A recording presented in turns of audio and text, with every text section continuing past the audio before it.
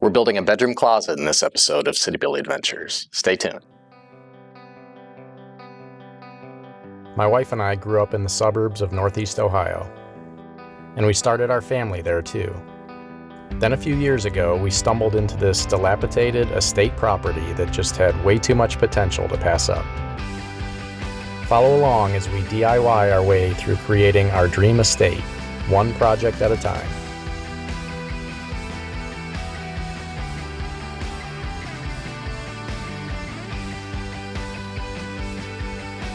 A wise man once said, "You're from the city, but you like hillbilly things." You're a CityBilly. So we're taking a quick break from projects at the CityBilly Ranch to help out my mom and her husband Wally. Last fall, my mom and Wally got married. I'm not going to call him Dad. Ever. Even if there's a fire. Wally's in the process of preparing his house to be sold. The house currently has 3 bedrooms, but this spare room could potentially become a 4th bedroom, which would add about $20,000 to the value of the house. One of the requirements for a room to be considered a bedroom is that it has to have a closet. So while my mom and Wally head to Florida for the winter, with every other senior citizen from Ohio, Mrs. CityBilly and I are going to build them a closet. We met with them before they left to get on the same page about the project. I brought my helpers with me to the home improvement store to pick up some 2x4s and drywall. We measured out the footprint of the new closet. Then I removed the baseboards with an oscillating tool to make room for the new walls.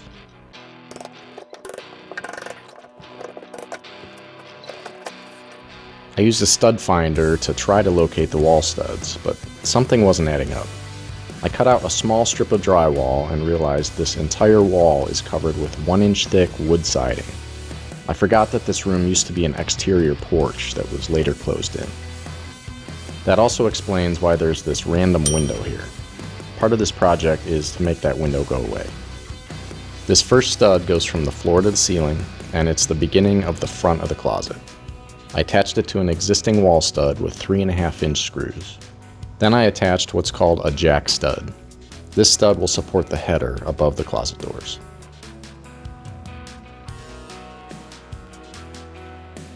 Then I cut and assembled the opposite wall of the closet.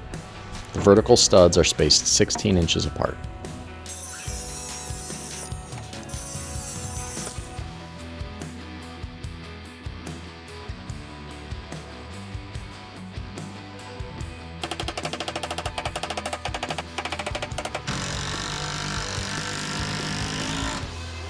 Then I installed another jack stud for the opposite end of the header.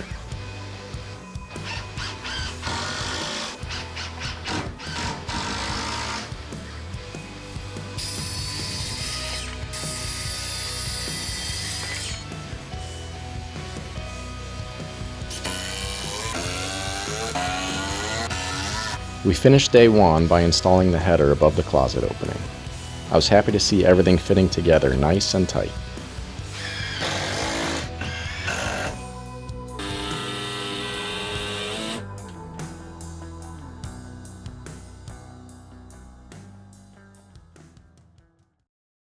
On day 2, we brought the kids along for a lesson in drywall.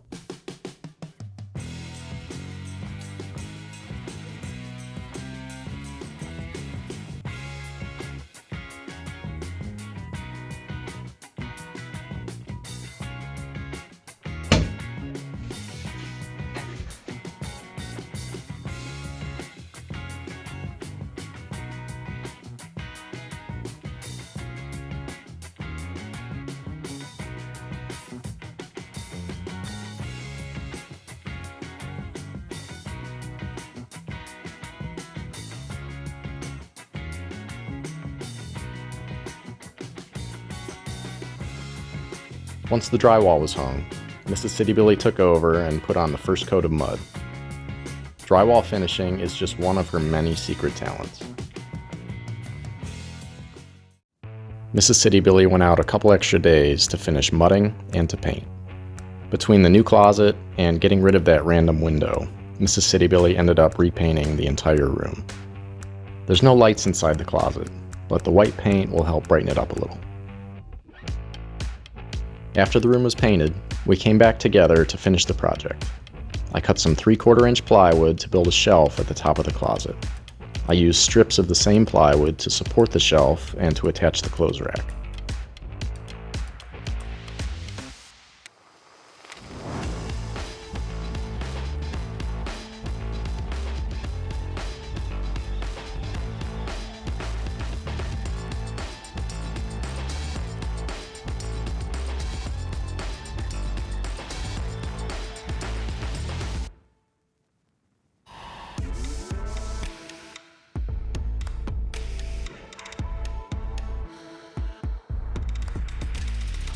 I trimmed out the floor with some of the molding that we pulled off that old window.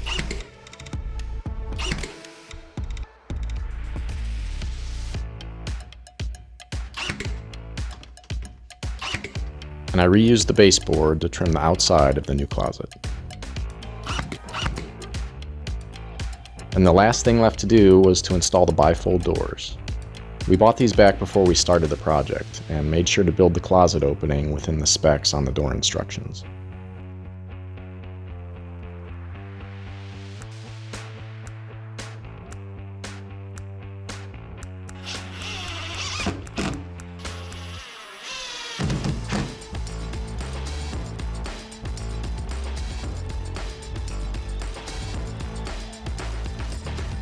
And before we knew it, spring was upon us and the snowbirds returned to Ohio.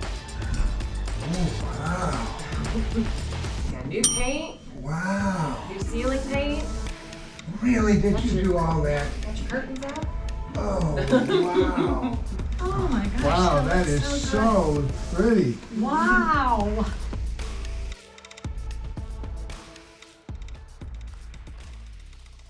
So that's a wrap for this closet project. Now Wally can list his house for sale, and we're going to tackle some more projects at the CityBilly Ranch. We'll see you soon.